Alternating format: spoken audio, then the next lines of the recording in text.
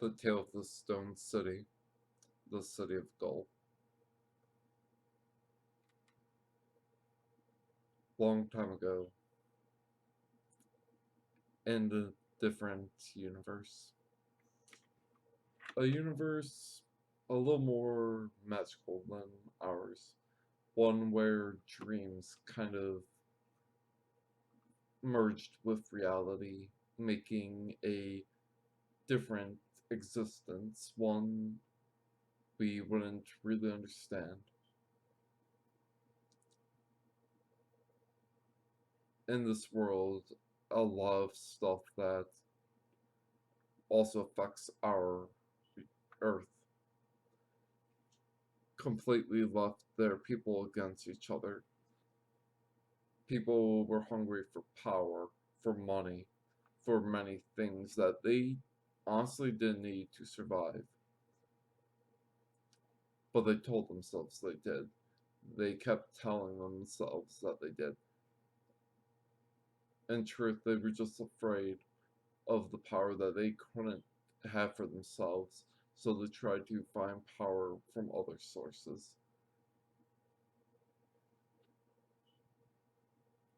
I'm not interested in speaking of a lot of the other parts of that history that led to terrible things, but there's one city that came into existence out of pure desperation. A man named Gahl. He watched as other cities and states and countries fought each other for supremacy. He hated watching them all fight each other, kill each other, resort to magics that should never have been unleashed upon the world. And one day, one of the other cities turned their attention towards his. At the time, it was called the Eastern Time Reciprocal.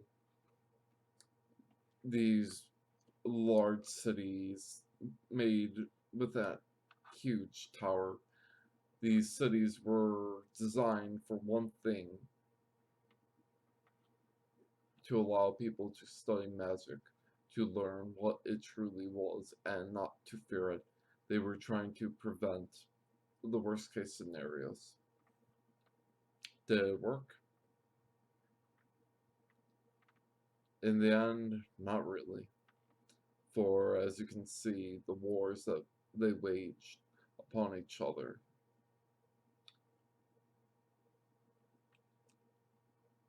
So, how did he deal with that problem? Simply, his enemies tried to raise the sea level to drown his city.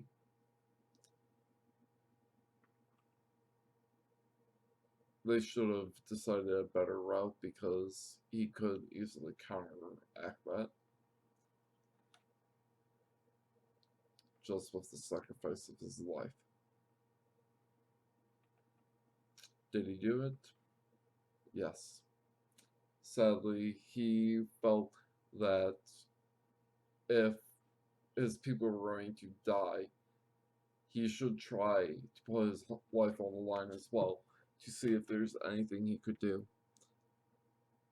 Each of the time reciprocals, their leader controlled massive amount of magic energy within a certain element. The northern one being fire, southern being water, western being wind, eastern being earth. And it was from the earth that, with all of his magical energy, he raised his city upon a pillar of stone into the sky, far away from the ocean, to a place very few people have ever reached.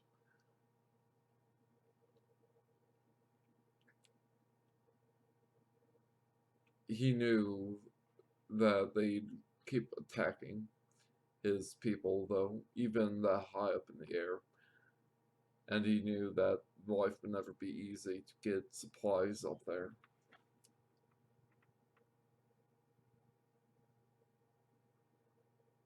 He sacrificed his life by using magical energy he didn't have to protect the city from any other attacks. And yeah,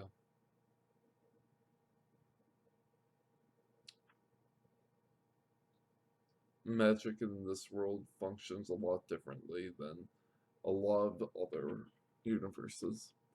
For example, the overuse of magical energy caused his body to be converted into magical energy, leaving naught but ash behind.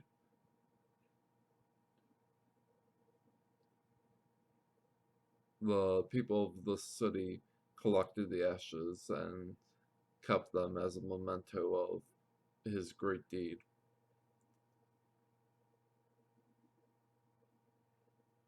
This isn't why the city is called the Stone City,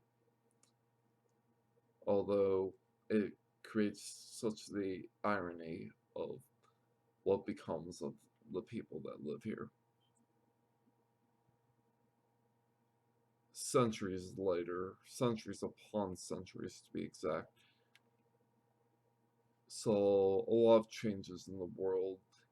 A lot of things went back, technology fell behind from certain effects of other incidents and events around the world. So, what happened here? Simply,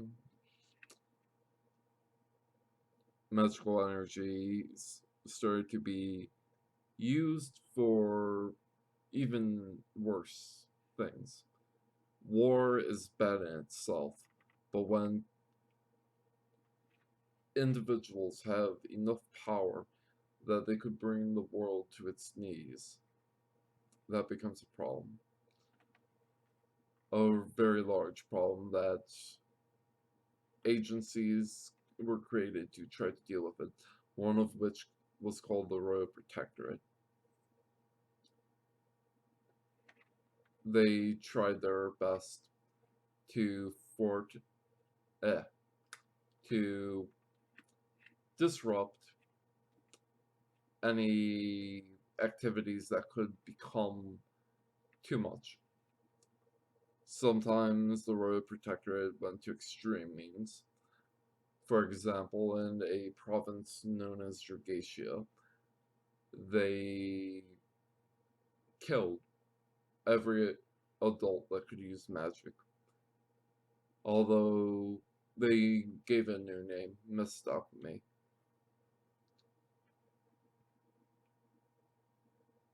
They had one rule though, they couldn't kill the children. So they created villages for them to live in, and so that other people could study Mist Alchemy, the effects it has on these children and what they may become. Eventually, costs make this unethical, and just releasing them back into the populace would have multiple negative outcomes. Although that was just a way for them to mask what they truly wanted to do. Suddenly, these villages were attacked by the Royal Protectorate in the middle of the night, completely burning these villages down and not letting a single person escape. Some people did escape these horrific genocides. They usually swore to fight against the Royal Protectorate whenever they got a chance, and never truly see why they did all of this. Why would you be so afraid of other people that you would destroy their livelihood, that you would remove them from society, that you would tell them that they don't have the right to exist anymore? What in the world could give you that feeling? That much fear. Honestly, many things can do that. Look in this world how we have terrorism. It's essentially that. These people, you can't control them, but you can never control people. So the best thing to do is deal with them when they act. You can't stop it from happening. You can only see the aftermath and figure out what you'll do then. But some people will take that aftermath and use it to justify whatever they want. Justify oil, like stealing oil, using oil, etc. Justify making more money for contractors, weapon contractors to be exact, to let them kill someone because they want to. And there's many other things, worse things than the aforementioned. But the fear, the propaganda, and everything applied to the populace can create tragedies, to be exact. So why? Why? I understand I gave the reasons to why this happened, but as a human being to other humans listening to this, I must ask you, why do we let fear control us so intimately?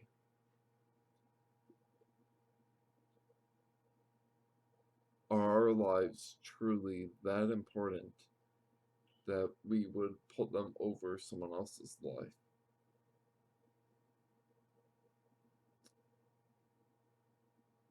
Truthfully, this is a question that goes right at the heart of selfishness and greed.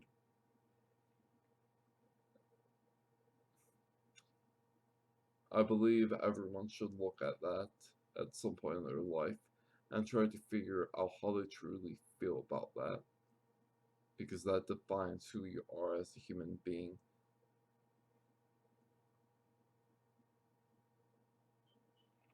Are you avaricious or are you selfless?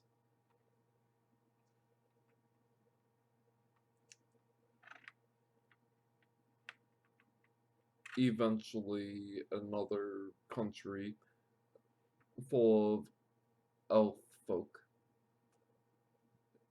started research on one thing that was connected to the mist, hence mist alchemy.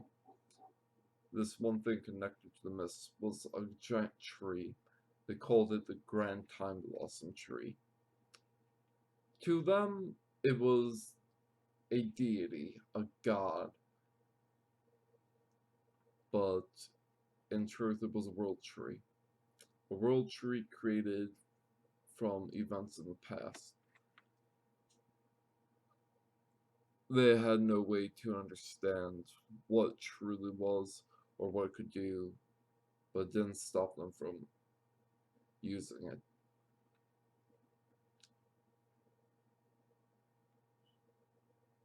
Through experiments, they discovered that it could unleash enough essence from the mist that it could enhance mist alchemy to a point that even them thought unthinkable. So why would they use that?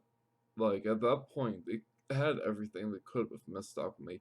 There was no need to further exploit it. They did. this world tree had roots that would come up at random places in the world. If you were to tap into that, the tree stored a lot of its memories within the mist, making it possible that you could see the past. One person that was part of the testing decided they'd leave the group that was doing the testing and pursue the roots by herself. She needed to know something about a young man. This young man was her son, but they never met because fate can be cruel at times.